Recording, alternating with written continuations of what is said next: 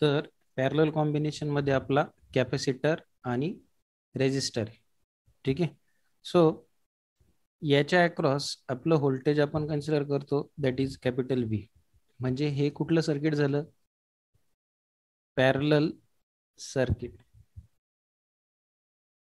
ठीक आहे.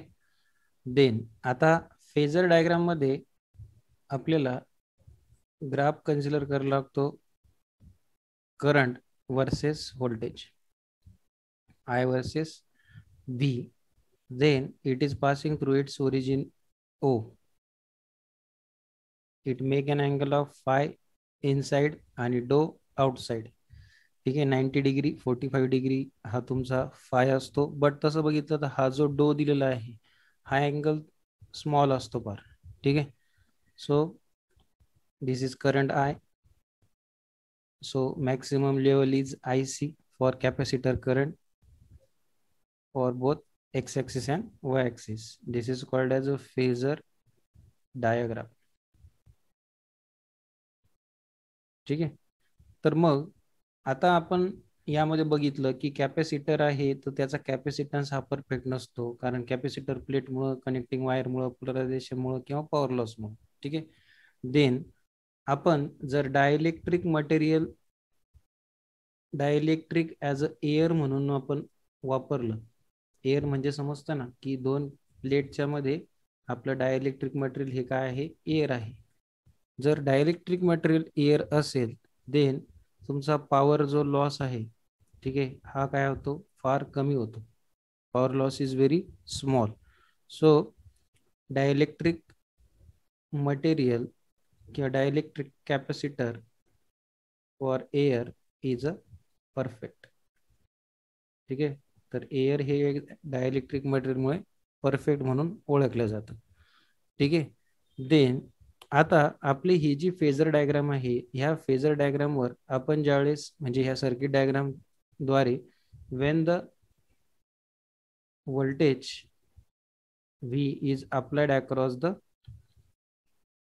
circuit diagram or circuit, then होईल काय? V आपण अप्लाय केला म्हणजेच इथून काय झाला, तुमचा करंट हा पास झाला, कॅपॅसिटर मधून एक गेला आणि नंतर एक रेजिस्टर मधून गेला, राईट. आणि देन आउटपुटला तुमचं राईट साईडला मिळणार. बरोबर. मग आपल्याला याच्या across power factor for dielectric हे आपल्याला फाइंड करायचं आहे. ठीक आहे. सो पहिले हे नोट करून घ्या, कारण आता यावर आपल्याला डेरिवेशन बघायचं आहे.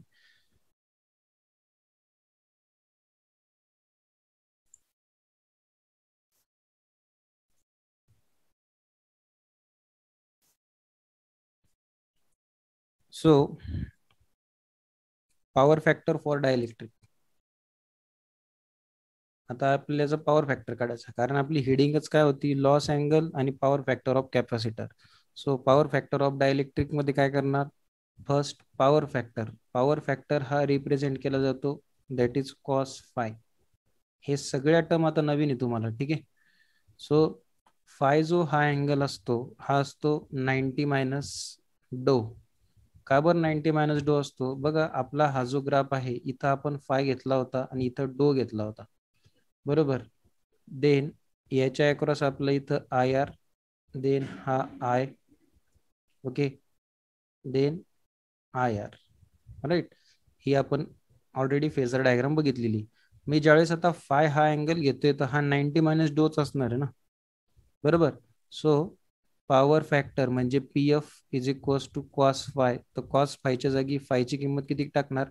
90 मायनस डो. तर तुम्हाला माहिती आहे 90 मायनस थिटा म्हणजेच काय असतं? Cos 90 minus theta that is sine theta. म्हणजे जिथं थिटा किती तुमचा? डो आहे, म्हणून याला साईन डो असं म्हणतात. हा तुमचा पॉवर फॅक्टर झाला. ठीक आहे. बट होतं काय की हा जो डो आपण वापरतोय तो ऑलरेडी सांगितलाय हा काय फार स्मॉल आहे. बरोबर. मग स्मॉल असल्यामुळं साइन डो जो आहे तो आपण काय कन्सिडर करतो? दॅट इज अ टॅन डो. ओके. टॅन डो इज नथिंग बट अ डो. ही एक महत्वाची कंडिशन. डो आपला स्मॉल आहे त्यामुळं साइन डो इज रिप्लेस बाय टॅन डो. So the dielectric loss is return as, dielectric loss लिहिला जातो voltage into current into cos phi. हे सगळ्या टर्म तुम्हाला काय आहे, नवीन आहे. ठीक आहे. सो लॉस लिहिण्यासाठी voltage into current cos phi. So आपल्याला माहिती आहे कॉस फायला कसं लिहिलं जातं, दॅट इज 90 मायनस डो. So it is written as V I sine डो. ओके. देन हे तुमचं झालं dielectric loss. But dielectric loss मध्ये आपण आता सांगितलं की tan sine is replace by what, it's a tan. So V I tan डो, दिस इज डायइलेक्ट्रिक लॉस.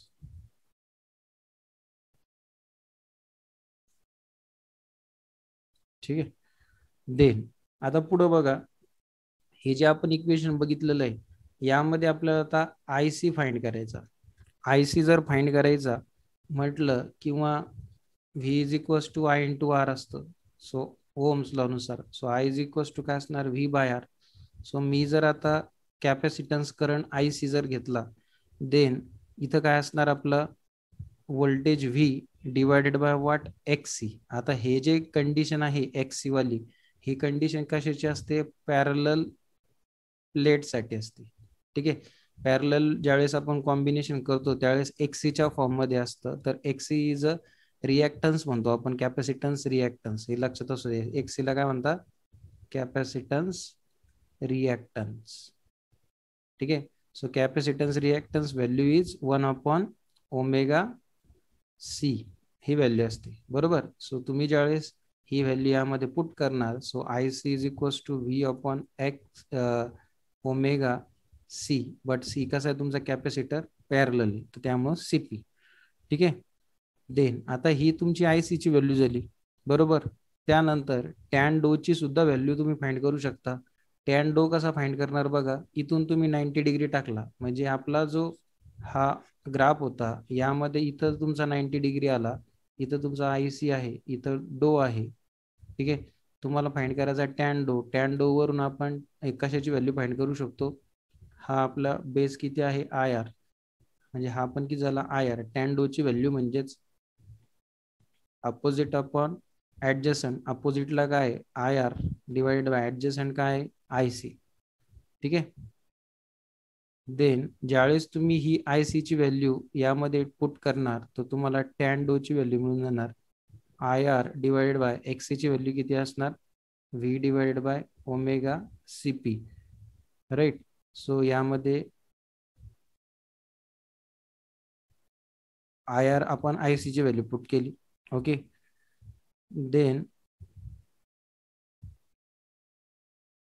आपल्याला आता पुढं काय करायचंय की व्ही इज इक्वल्स टू म्हणजे आय आय बाय आर घ्यायचे, म्हणजेच आय आर ची व्हॅल्यू आपण पुट करू शकतो, I R is equals to V divided by what, R P. So put it, tan डो is equals to V upon R P divided by V upon omega Cp. We get cancel. What you get, omega Cp upon we get cancelled. Okay. हा V into Cp आपला, एक minute, आपलं equation यामध्ये wrong होते. एक minute. I C ची value आपली V upon omega C आहे. ओके, 1 अपॉन ओमेगा सी असते, सॉरी. एक्स ची व्हॅल्यू 1 अपॉन ओमेगा सी आहे, म्हणजेच V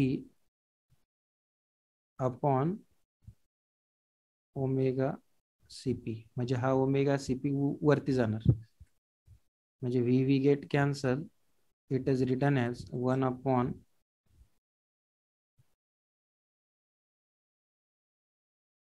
omega C P into R P. Okay. This is called as tan डो. बघा आता हे जे इक्वेशन आहे, तुम्ही आता तुम्हाला यामध्ये कुठल्याच प्रकारचा काय म्हणतो त्याला, रिॲक्टन्स हा प्रकार माहीत नाहीये. पुन्हा टॅन डोची व्हॅल्यू माहीत नाहीये, की पॉवर फॅक्टर कसा रिप्रेझेंट करता, हे सगळं तुम्हाला नवीन आहे. ठीक आहे. तर सिलेबसच असा प्रकारे डिझाईन करण्यात आलेला आहे तो. मे बी तुम्हाला हे याचं बेसिक थोडंफार तरी माहीत पाहिजे होतं. राईट. बट जसं मी फर्स्ट चॅप्टर बघतोय तर त्यामध्ये पण तुम्हाला पॉवर फॅक्टर नावाचा प्रकार नाही.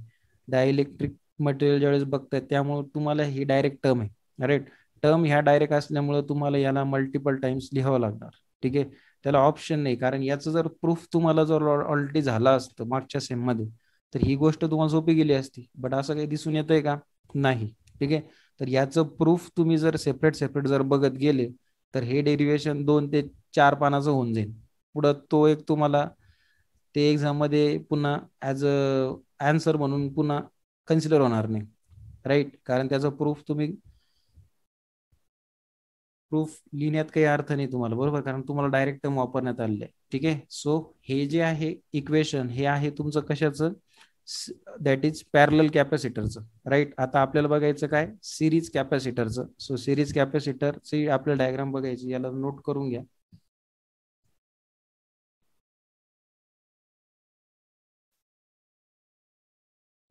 त्यामुळं हा जो विषय तुम्हाला देण्यात आला, हा काही असा छोटा विषय नाही. ठीक आहे. हा बराच लेंदी आहे. ओके. अनादर equivalent circuit for series capacitance, ते होतं पॅरललचं. आता सिरीज कॅपॅसिटन्स, आता सिरीज कॅपॅसिटन्स मध्ये तुमचं सर्किट डायग्राम सुद्धा चेंज होते.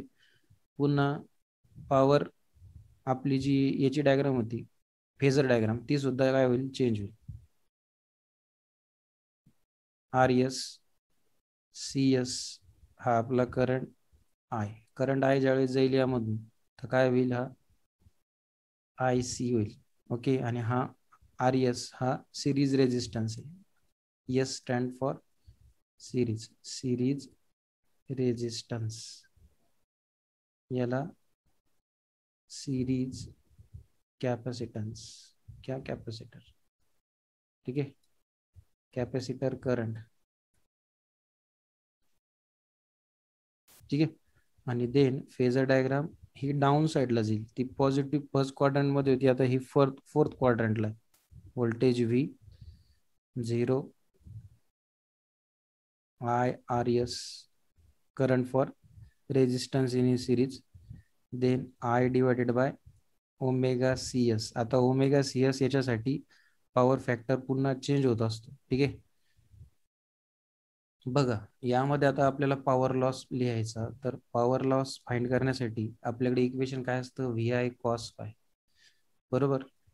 देन आपल्याला माहिती फाय म्हणजेच काय? 90 मायनस डो. So V I cos 90 minus डो. 90 मायनस डो झालं म्हणजेच हे किती होणार? साइन डो. बरोबर.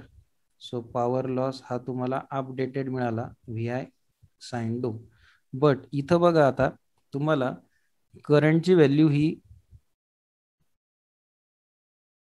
डायरेक्ट कन्सिडर करण्यात आलेली. So current I, or simply this voltage V, is written as I divided by omega cs into cos डो. ओके. ही जी व्हॅल्यू आहे ही इथनं येते. Okay.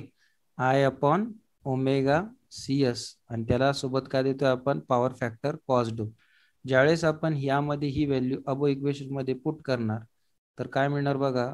Power loss is equals to V ची value I divided by omega C S cos डो into I sine डो. ठीक आहे. आता हा साइन अपॉन कॉस हा काय होतो आपल्याला? टॅन. आणि I into I square into tan डो divided by omega C S. This is what your power loss. ठीक आहे. देन पुढं हेच इक्वेशन आपण in the form of tan डो सुद्धा लिहू शकतो, जसं आपण पॅरललला लावलं. सो टॅन डो is equals to I R S divided by I into C omega C S. So I get cancelled. So RS divided by C omega CS. This is your tan. ठीक आहे.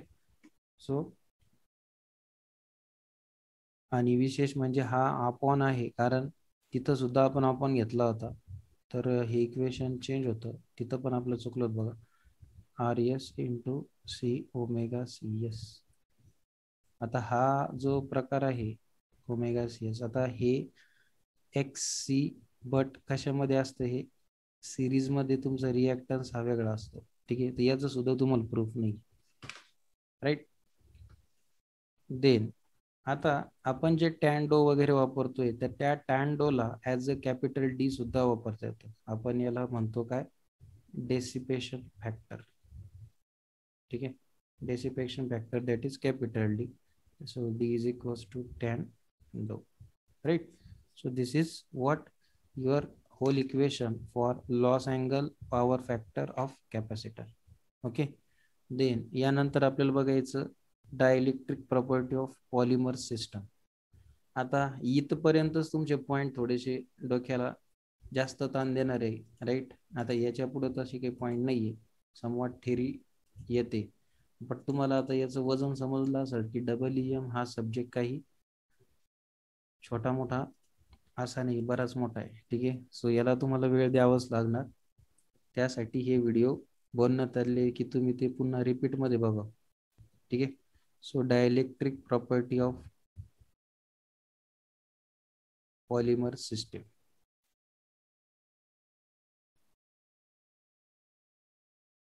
ठीक आहे, so आता ही जी dielectric property of polymer system ही actually दोन कॅटेगरीमध्ये डिवाइड होते. ओके, कॅटेगरीचं नाव आपण ठेवू शकतो. फर्स्ट येतं that is a non polar polymers, आणि दुसरं आपण म्हणू शकतो डायइलेक्ट्रिक डिस्पर्शन. ठीक आहे, तर ते स्पेसिफिक नाव येत नाही, बट नॉन पोलर पॉलिमर हे जे पहिला कॅटेगरी आहे, यामध्ये असा प्रकार आहे की they don't have dipole movement. याच्यामध्ये डायपोल मुवमेंट काहीच होत नसते. आणि दुसरं की डायइलेक्ट्रिक कॉन्स्टंट जो आहे, की आपण घेतो डायइलेक्ट्रिक कॉन्स्टंट, हा खूपच स्मॉल असतो for non polar polymers, right. आणि एक्झाम्पल जर म्हटले नॉन पोलर पॉलिमरचे, तर ते येतं that is a polythene, ethylene, दुसरं येतं टेफ्लॉन. ठीक आहे, हे नॉन पोलर पॉलिमर. दुसरं आपण कॅटेगरी कन्सिडर करू शकतो डायइलेक्ट्रिक डिस्पर्शन. ऍक्च्युली कॅटेगरी नाही, हा त्याचाच एक इनसाइड प्रकार आहे डायइलेक्ट्रिक डिस्पर्शन. डायइलेक्ट्रिक डिस्पर्शन म्हणजेच काय, की it contains that is a large number of polymers. आणि ह्या जे पॉलिमर्स असतील having a structure containing permanent dipole. पहिले याच्यामध्ये डायपोलची मुवमेंट होत नाही, याच्यामध्ये काय जास्त प्रमाणात पॉलिमर आहे, पण त्याच्यामध्ये काय परमनंट डायपोल मुवमेंट आहे, राईट. आणि एक्झाम्पल कुठले असतात, दॅट इज पॉलिस्टायरीन, आणि दुसरं येतं पॉलिथिन. ठीक आहे, हे असे दोन प्रकार आपल्याला dielectric property of polymeric system मध्ये येतात. ठीक आहे, नेक्स्ट असतं बघा पॉईंट आपला इन्सुलेटिंग मटेरियल.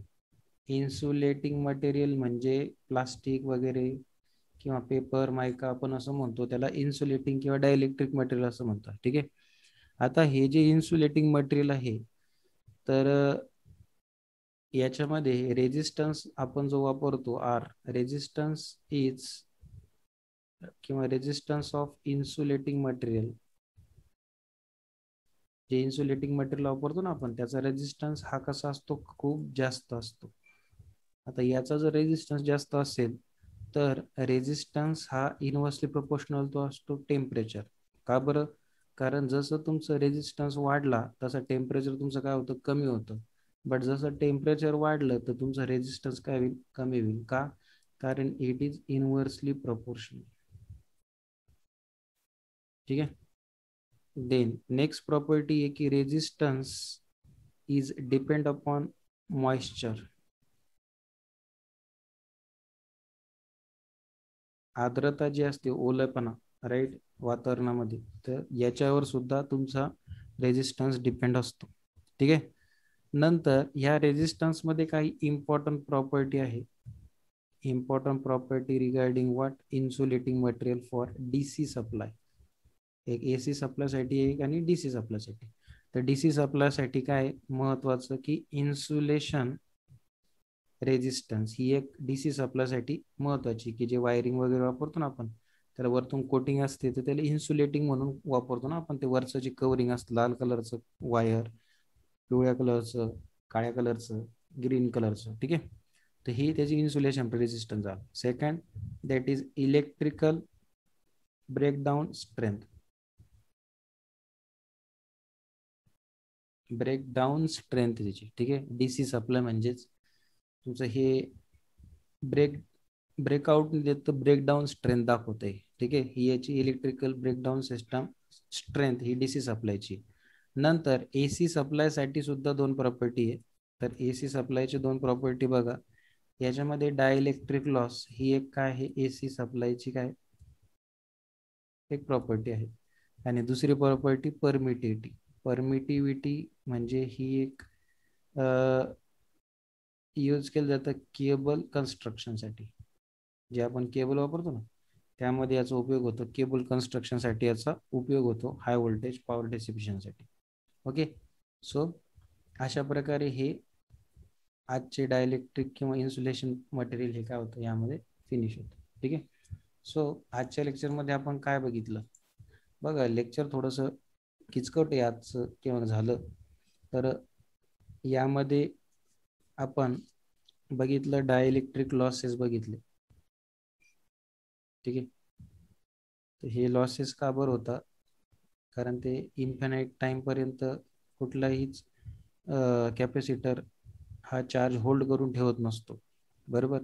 प्रॅक्टिकली याच्यामध्ये काय असतं, लिकेज प्रकार असतो, राईट. हा लिकेज कशामुळे येतो, ड्यू टू रेजिस्टन्समुळे, बरोबर. देन सेकंड पॉईंट आपण बघितला लॉस अँगल, आणि हाच थोडासा तुमच्या डोक्याच्या वरून गेला असेल. लॉस अँगल आणि पॉवर फॅक्टर ऑफ कॅपॅसिटर.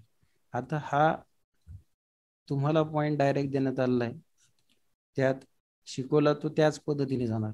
त्याला तुम्हाला प्रूफ वगैरे कशा प्रकारे एक्सप्लेन करायचं हा एक मोठा प्रश्न, बरोबर. सो कॅपॅसिटर हा एक सिरीज पॅरलल मध्ये होता आणि दुसरा होता सिरीज मध्ये. जर तुम्हाला पॅरललची कंडिशन जर समजली पॉवर लॉसची तर सिरीज ऑटोमॅटिकली जमून जाईल, ठीक आहे. तर ह्या व्हिडिओला तुम्हाला रिपीट बघावं लागणार, राईट. 1 2 3 और 4 बऱ्याच वेळेस तुम्हाला या व्हिडिओला रिपीट बघावं लागणार. पुन्हा तुम्हाला हे जे इक्वेशन आहे मल्टिपल टाइम लिहून बघावं लागणार, राईट. हे असं तोंडपाठ तर होणार नाही तुमचं, बरोबर आहे. सो याला मल्टिपल टाइम तुम्हाला लिहून बघावं लागणार, तेव्हा ह्या गोष्टी क्लिअर होईल. एकदम आले आणि एकाच याच्यामध्ये हा पॉईंट समजेल असं होणार नाही, ठीक आहे. देन यानंतरचे जे पॉईंट आहे हे तुम्हाला मी सांगतो चॅप्टर संपेपर्यंत हे सोपे पॉईंट आहे, ठीक आहे. यामध्ये आपण डायइलेक्ट्रिक प्रॉपर्टी बघितल्या, देन नेक्स्ट बघितलं इन्सुलेटिंग मटेरियल. पण तुम्हाला हे सगळ्यात डोक्याला head that is a loss angle and power factor of capacitor. Okay. ह्या पॉईंटला तुम्हाला सांभाळावंच लागणार, ठीक आहे. सो आपण इथंच थांबूया. थँक्यू.